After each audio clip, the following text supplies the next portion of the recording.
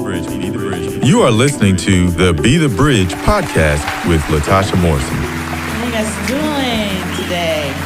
It's exciting. Each week, Be the Bridge podcast tackles subjects related to race and culture with the goal of bringing understanding. But I'm going to do it in the spirit of love. We believe understanding can move us toward racial healing, racial equity, and racial unity. Latasha Morrison is the founder of Be the Bridge, which is an organization responding to racial brokenness and systemic injustice in our world. This podcast is an extension of our vision to make sure people are no longer conditioned by a racialized society, but grounded in truth. If you have not hit the subscribe button, please do so now. Without further ado, let's begin today's podcast. Oh, and stick around for some important information at the end. This is how we do it. This is how we do it. I know you know that song. My guest today is Montell Jordan. Yes, that Montell and Kristin Jordan. You may know Montell from the song I just tried to sing, but did you know he was an organizational communications major from Pepperdine University? And he went on to pen 5 number-1 hits with combined sales of around 25 million singles and albums worldwide. Did you know the whole time the mastermind behind the scenes was his manager? You may ask, who is his manager? Of course, it's his lovely and fantastic wife, Kristin. Behind every good man is an even better woman. In January 2011, Montell and Kristin made a pivot that was so shocking that even TMZ stopped him in LAX airport. We got Montell Jordan at LAX. Hey, so you work as a pastor in Atlanta, like a music pastor nowadays? I am. Because he's a music pastor. Okay. At this huge. So if TMZ can ask that question, so can I. Music, doing secular music to now being a mega, a pastor, a worship pastor at a mega church here in the Atlanta area. How did that happen? Well, I think most people may not be familiar, but the journey that we both kind of took was from music into ministry. And okay. We were brought up, at least I was brought up in the church. Mm-hmm. And from that standpoint, I knew from a young age that I was supposed to be in ministry. I just didn't answer that call and just basically, wanted to do things my entire life my way. And so the journey, when we really got to the place of leaving success of the music business, was kind of a determination that we wanted something that was real. And a lot of what the music business and the industry had offered was counterfeit. It was counterfeit fame, counterfeit resource, counterfeit notoriety, counterfeit relationships. Everything was very, very surfacey. And I say counterfeit money will spend.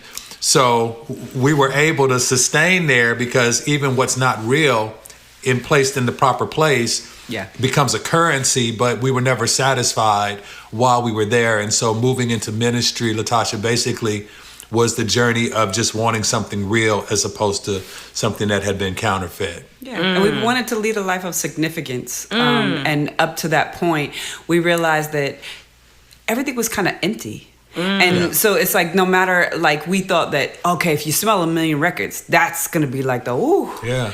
And then we sold 1 million records. And it didn't matter. And then we got, then the next one was, when we get a number 1, okay?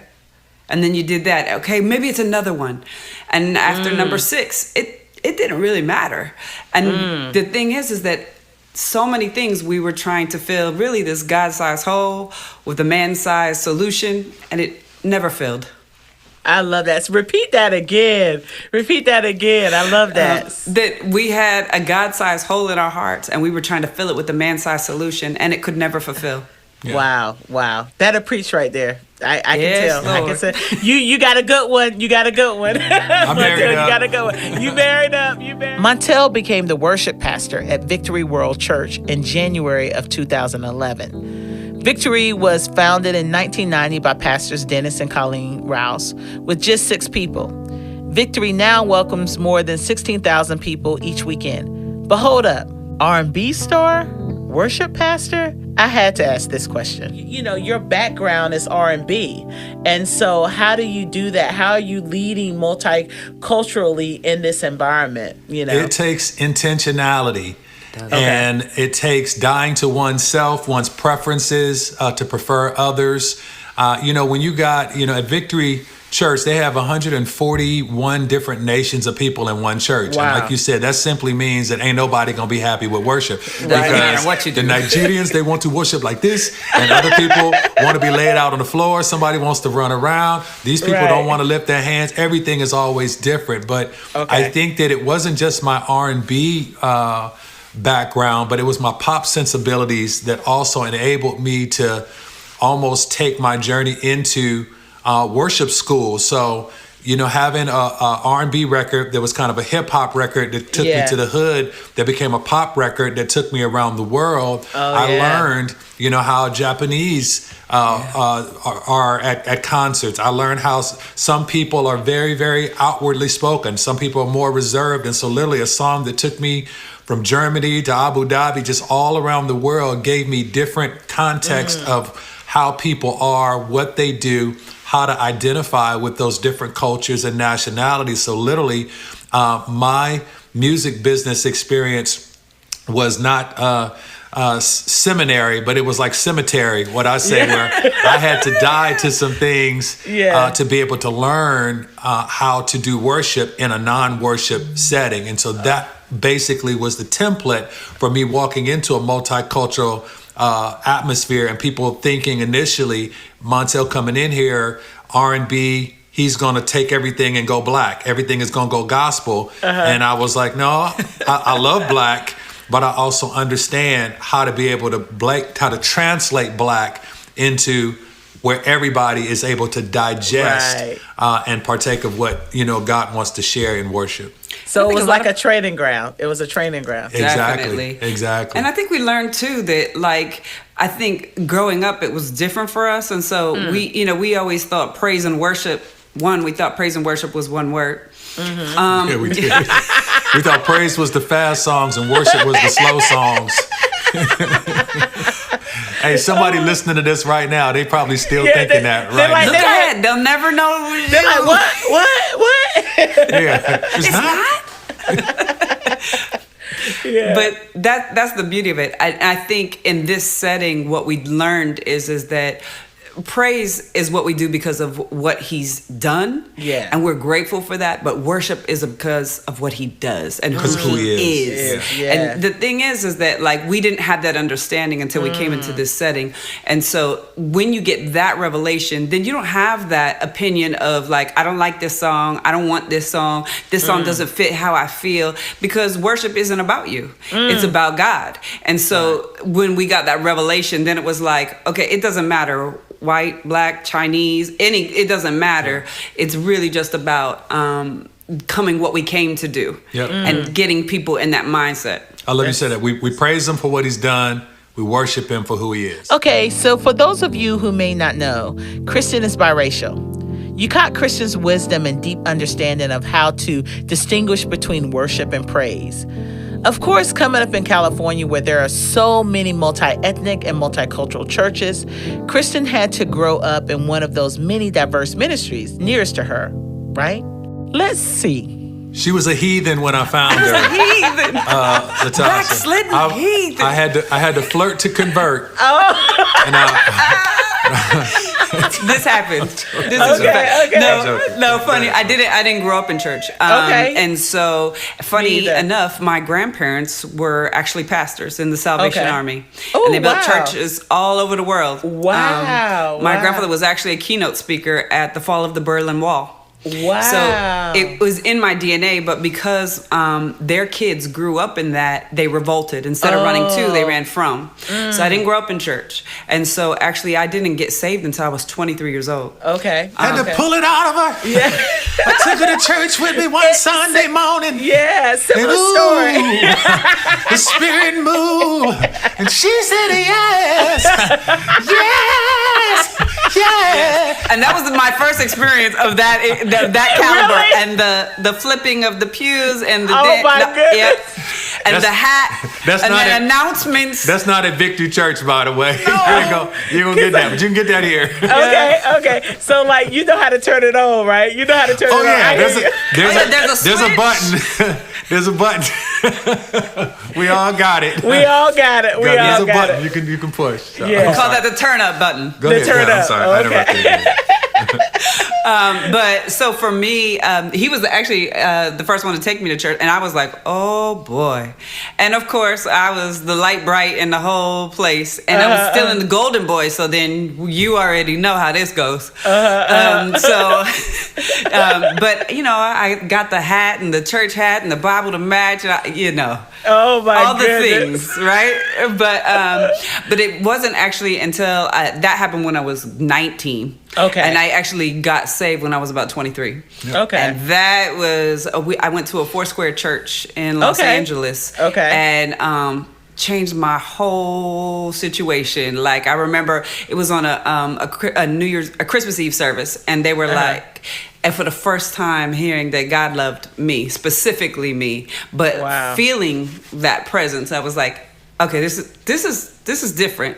This is a whole nother level. So it wasn't playing church. I could actually feel his presence. And so that for me was like, okay, this is next level. And so then, of course, as all mixed kids do, you know, you go hard left, hard right. Yeah, so as big a heathen as I was, now I was holy rolling. Heathen for Jesus.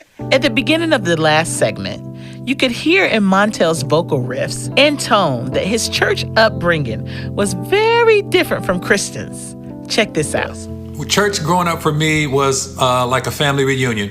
Every single weekend, all my relatives, uncle was the president of the deacon board, the mothers, the minister. It was a traditional Baptist church experience out on the West Coast. My pastor at the time was a man named Richard Stubbs, who was a cousin to Levi Stubbs, who was the lead singer of the Four Tops. So my pastor could sing, and he trained us in the musical side of church. And so for me, most of my early church experiences were musical experiences. In fact, going into the music business years later, most of the musicians and music directors and folks that I even had surrounding me out on the road happened to be church kids turned producers turned musicians. And so that was pretty much my experience. It was I like to say I was always in church, but church wasn't always in me. And so that is the journey that I took to where I knew all the technical things to do about how to raise emotion. I knew how to play the right chords. I knew how to feel and sense what the Spirit was doing. But I did it from a distance as long as the Spirit didn't touch me. Because we was Baptists too, and Baptists wasn't all about the Holy Ghost like that. Yeah. You know, we talked about it, but we didn't really want to see it. Yeah. And so that was kind of my experience growing up, being in church, but not allowing church to be in me. Right. And that would sustain me up until God really spoke to me at a much later age. Because this is where the tables turn. Oh. See, because when I got saved, and I was like, wait, so all the things that we used to do, we don't do those anymore. We're not doing that. And so then I was like, okay, well, like if you can't get right, get left. I'm good. I don't want it. We're like, hold on. Wait. After working together in the secular music industry to working together in Christian music through the church, this married couple of 26 years birthed Masterpeace. Did you catch that? Master, P-E-A-C-E. So clever. Check this out. Yeah, well, let me start and then I'll pass on to my better half. Kristin and I, before we even got into the music business, Latasha, we knew that we were supposed to be married. We started out as artist and manager, and even though we weren't in the word like that, something in us knew that marriage was going to be the closest thing to sustain us to relationship with God. We couldn't understand it. We didn't have words for it. But it's just something we innately knew. And so from that standpoint, we were married prior to getting in the business. We took our journey together and took our exodus out of the business into ministry together, and now are kind of journeying into taking what we've learned in ministry back out into the world through something that we call Marriage Masterpeace. And Marriage Masterpeace is that when we lost ourselves, God was able to find us through marriage.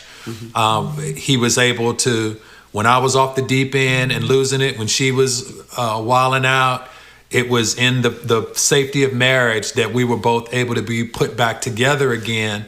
And we found that in life, all the different pieces that people are trying to put together, my life, my dating, my home, my job, all those different pieces, we believe that for us, we believe that marriage was the masterpiece in that puzzle that allows us to master peace in our lives. And so we wanted to be able to take what God did for us and give it to other people, famous and not famous, who allow their life to go to pieces because they don't have a template of what it looks like to be committed to each other, to love forever, and to make it dope and make it fly and make it sexy and make it admirable and desirable to people to want that. It's not modeled enough. And so that's what we did to come together and try and present that. What would you say? I think one of the things that God impressed upon, we would go through these things, and it was really interesting to me as we were journeying through this music business, because we were saved before I got into the music business. People don't know that, because later, as the music business started to get into me, that I wouldn't necessarily reflect him. Right? Okay. So what happens is that all these experiences and all these things that we lived through there were some really crazy, horrific things. And I would be like, God, I don't understand. Like, I love you. I live this, breathe this, walk this. Like, how does this happen? And he would always tell me, it's not about you, and I'll give you double for your trouble. And I never understood what that meant. And then I would be like, okay, God, just show me what we're supposed to do with this. And it would be when he birthed this ministry in us. And it came out of a church leader saying, hey, we need small group leaders. We're like, okay, yeah, we'll do it. Well, what are you passionate about? Marriage. And he was like, great.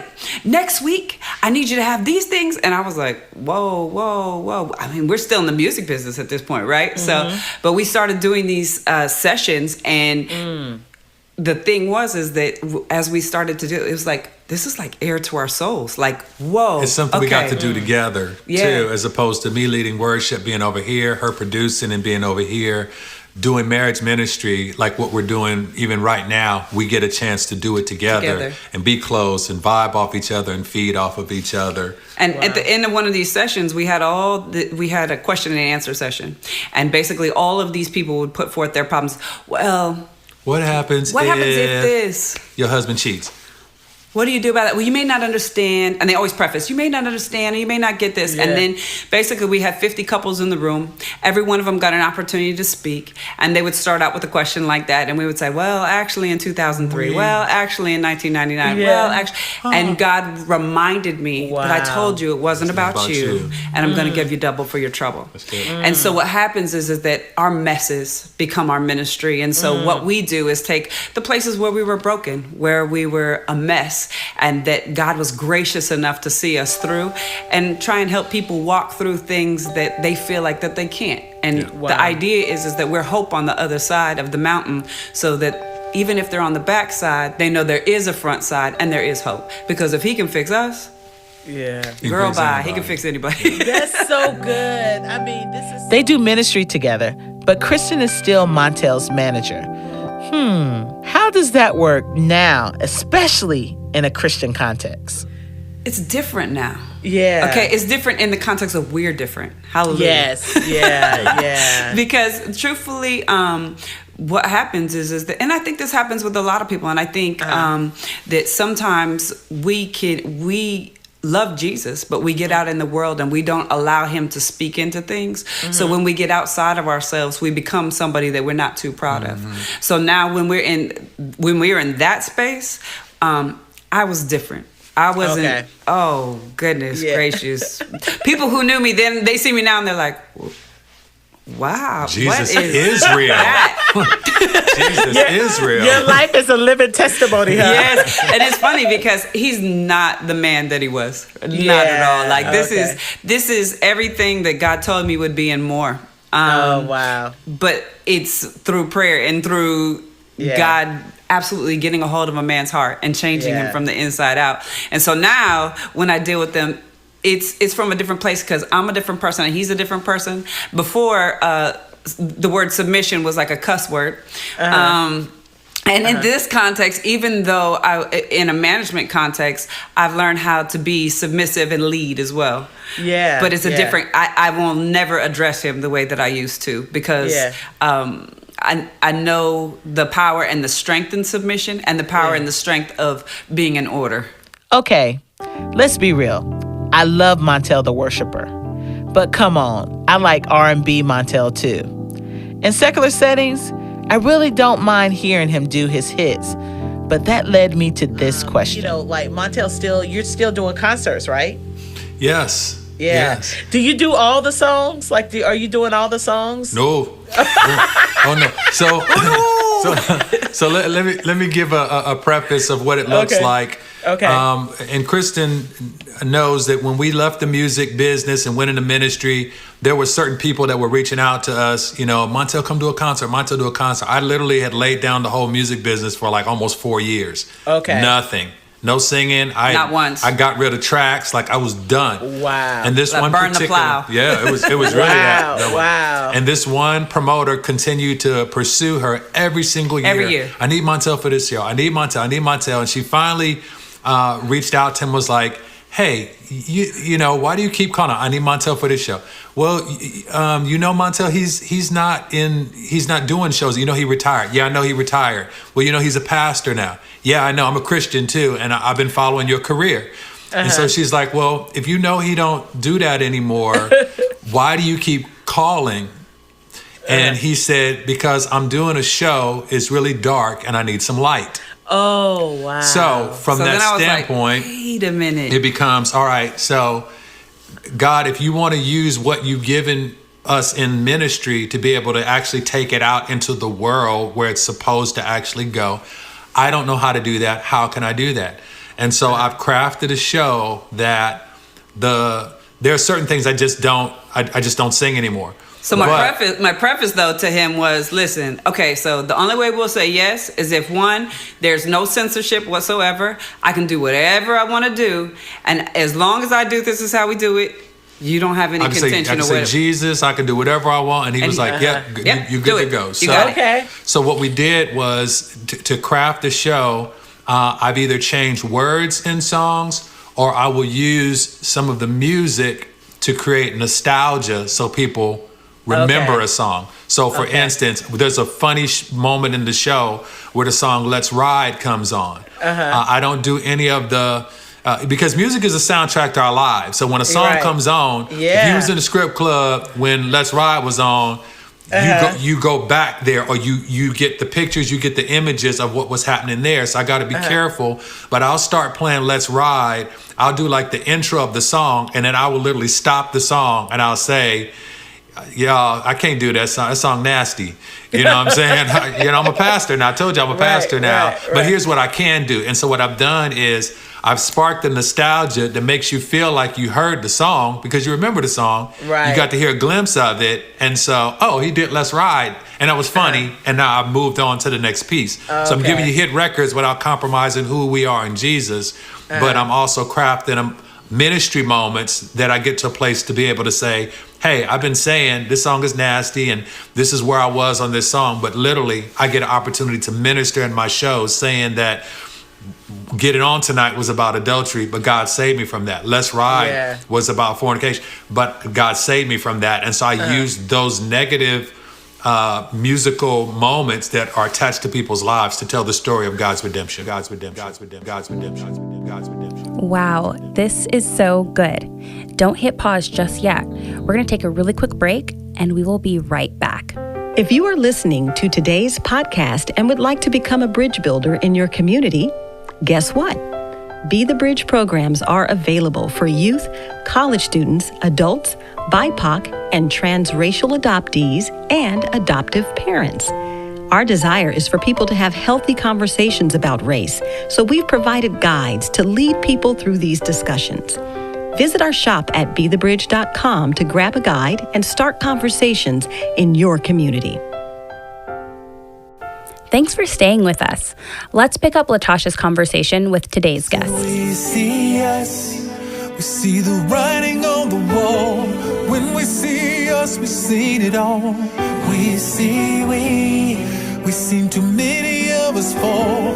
Tell me why that always gotta be. We see you, yeah, you. This is what we all gotta do.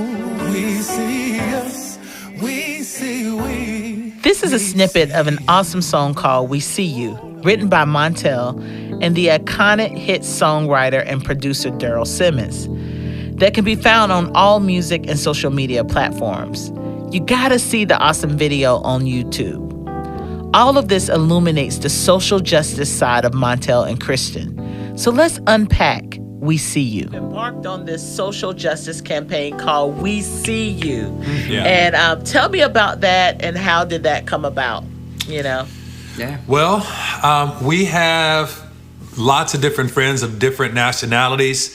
As the world became slowly awakened or kind of shook by Ahmaud Arbery, that was kind of a shaking more than an awakening.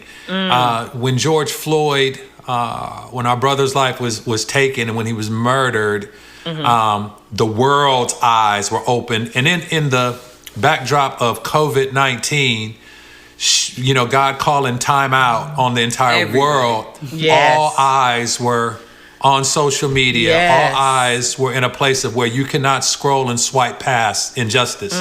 Is right. God allowed, you know, they say 2020 was the year of perfect vision. And what we didn't understand is that in perfect vision, you got to be able to see. And so God literally almost stopped time so that an entire world could all see the same thing. Yeah. But even in seeing the same thing, people still see something different. And so what we wanted to do was, you know, some people are, oh, you got to boycott this. Or some people are, we got to loot. Or some people are, we got to protest. Some people we got to march. Some people we got to give. Some people we got to divest. Everybody has their something. Right. And so I believe that, and we believe that everybody can't do everything, but everybody can do something.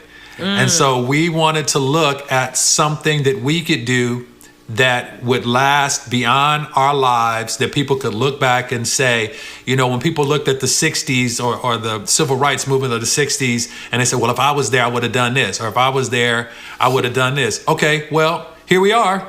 The 60s right now in 2020. 2020, 40 years later, like it was brand new. Yeah, and we're able to see what you would have done back then because it's happening right now. Yeah. And so some folks right now don't really know what to say or how to navigate. And so we're trying to help people. We want to help white people who don't know what to say or how to navigate this. They want to not just sympathize, but they want to empathize and understand what's going on. And so one of the things that we did, we put together the We See You, which is kind of a PSA, a public service announcement, but it's a song, it's a ministry, and it is a awareness that we have a First Amendment right to be able to record. And so that was the thing that we took on, that we have a right to record.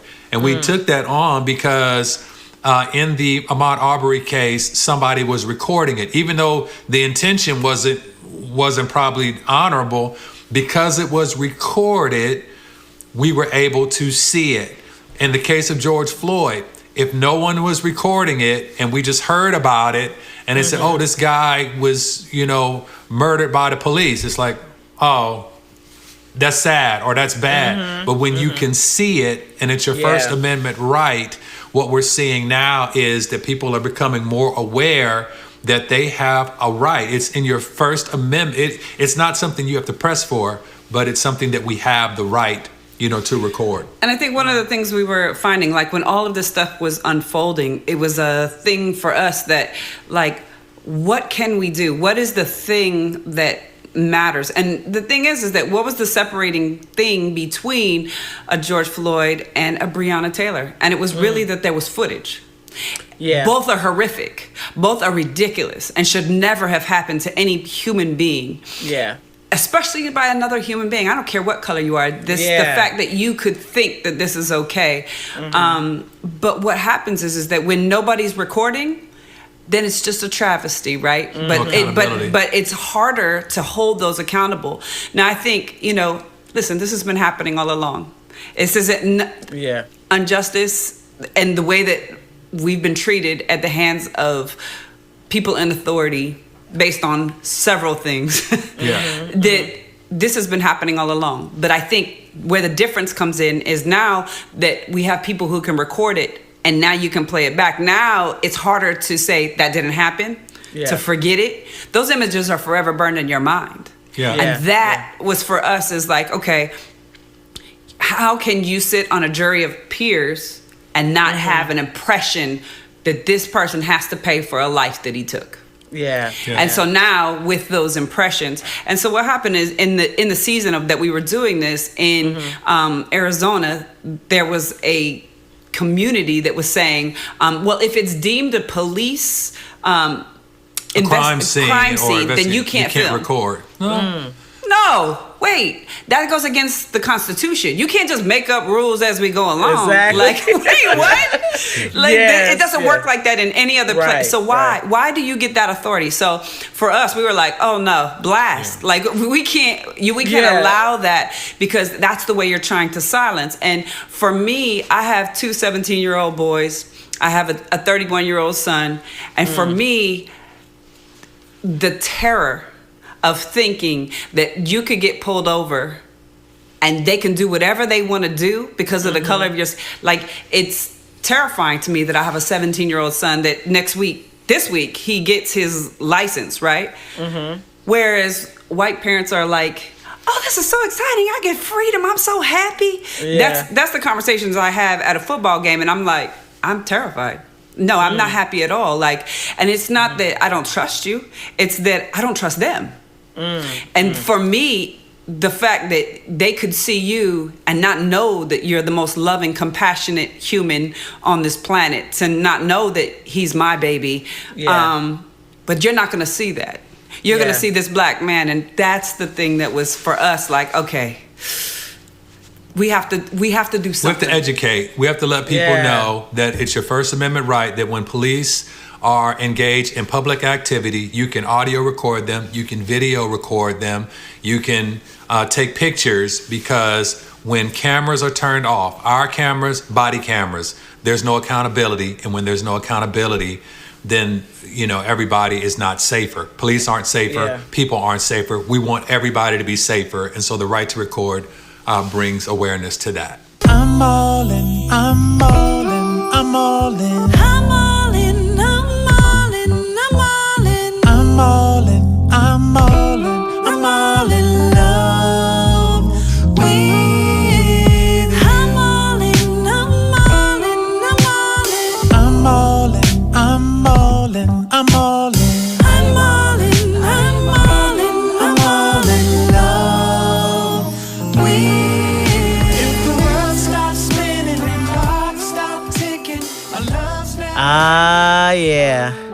I love my worship, but if you really know me, you know I love some R&B soul music.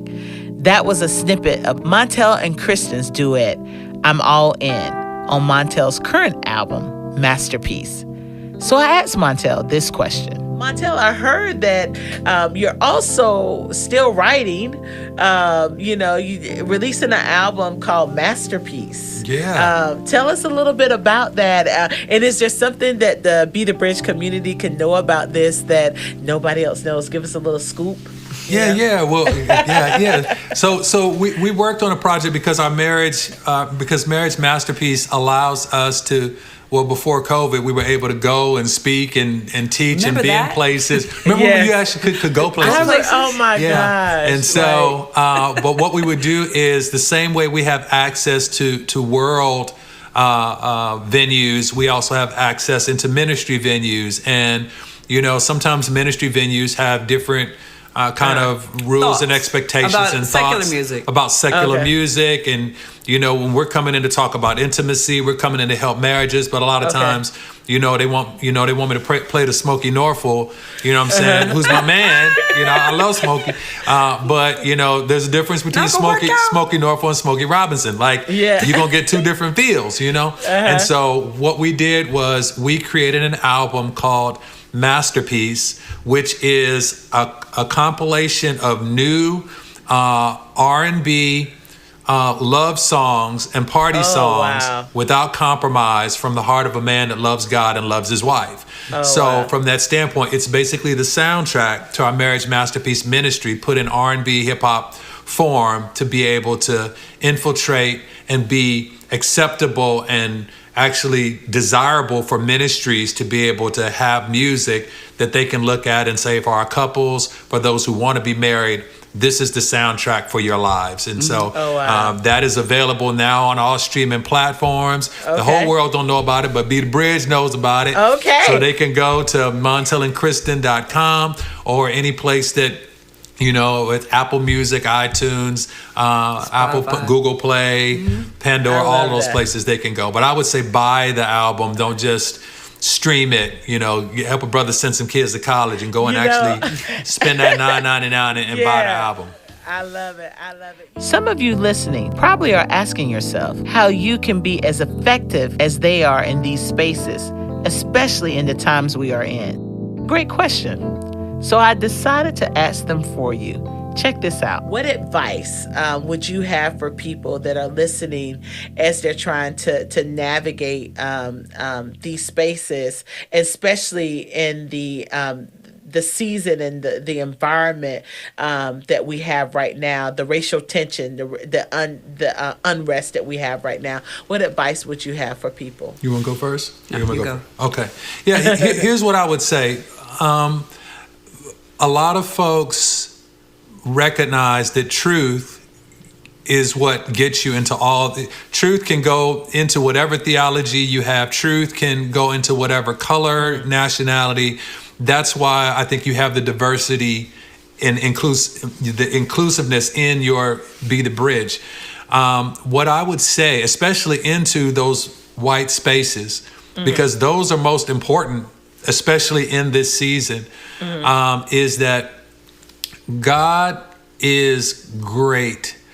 And because he loves us so much, he doesn't want to leave us blind. And he asked the question, do you want to be healed? Which is an interesting question, because you would think you wouldn't have to ask somebody if they wanted to be healed. Right. And so, but he asked the question, and I think he's asking the question today, do you want to be healed? And with healing comes with certain things that are very difficult to be able to navigate, but that's what brings healing. In order for this guy to be healed, for Jesus to heal this guy, he had to spit. He had to spit on the ground and wipe something really, really disgusting in his eyes. In other words, he had to see something really, really ugly before he could be able to see the beauty of being able to see clearly. And so what I would say is that in the spaces where guilt, white guilt, or shame, or feeling like if I avoid this or I don't know what to say, I would ask my white brothers and sisters out there to don't shy away, don't look away, don't run away, lean in, because there's love if you can get past what initially seems to be like it's something you don't want to see. And when I say that, I mean that you may not know what to say. You may not know, maybe blacking your page out on social media feels like I'm just doing it because the crowd is doing it. Or I'm supposed to say Black Lives Matter, but I don't understand what this means, or I don't agree with it. Like, there's so many different things that make it difficult. Here's what I would say. If you don't know what to say in these spaces, one thing you can say is, I don't know what to say. Yeah. Which says a lot, because it says, I can see, I don't know what to say, but I know that I love you. I know that I'm listening, And I know that I'm learning right now.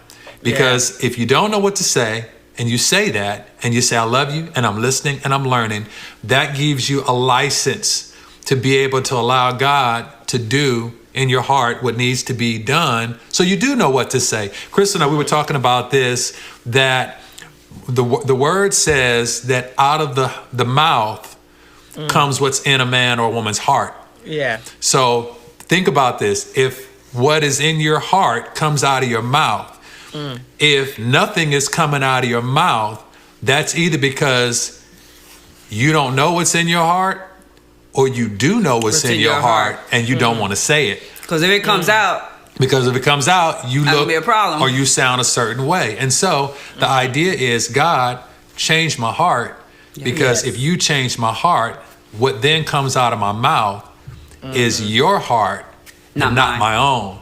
And so that's what I would say. That's how I would navigate those spaces for anybody that don't feel pressured as a white person and feel like, oh, I have to do this. Listen, what you have to do is be able to stand before God and say, you know what I mean, Lord, when you open my eyes, I did something with that. And in that, I don't know what to say to my black friends. I don't know what to say. And I can come to you and say, hey, I don't know what to say, but I love you. And I'm listening and I'm learning. Yeah. It's exactly, for me, it's the heart of the man goes out over the people. Yeah. And that's that was the revelation that God gave me when we first went into ministry for worship leaders, of that the heart of the man goes out over the people. So it's the same thing in the context of this social injustice of do heart checks daily. Every day for me, I have to heart check and say, God, there are things in here that don't look like you, and I don't want that. So I need a daily reckoning of fix my heart. For me, it's if I want to be a woman after God's own heart, it can't look nasty and dirty. I can't say any old kind of thing. I can't do what I want to do. And sometimes I think, especially in things where they're heightened and all of our senses are at an all-time high, right? We're tempted to say or do things, especially when we don't agree with them, or it hurts. Like for us, when the Arbery case happened, like we literally are weeping at our table, and our 7-year-old is like, why are you crying? What's wrong with you? And we had to say, because a man died, honey. And we say, well, how did a man die? And she says, I said, well, he was murdered. Why? Because of the color of his skin. And she says, but I'm brown. Yeah. Well, who murdered him? You know, these things. And then now with the George Floyd thing, okay, now who murdered her? Then it's like, what do you say to the 7-year-old to reconcile? It's the police. But the police are supposed to help you. Facts. And so it's these reconciled thoughts. But I have to be careful about what I say, because what I say is going to manifest in my 7-year-old. And it's going to kick back. And it's either going to breed love or it's going to be hate. And so for me, I've had to do a real heart check, especially in this season of like, okay, God, like arrest my words, arrest my thoughts, and allow me to only speak what you say, or don't let me say it at all.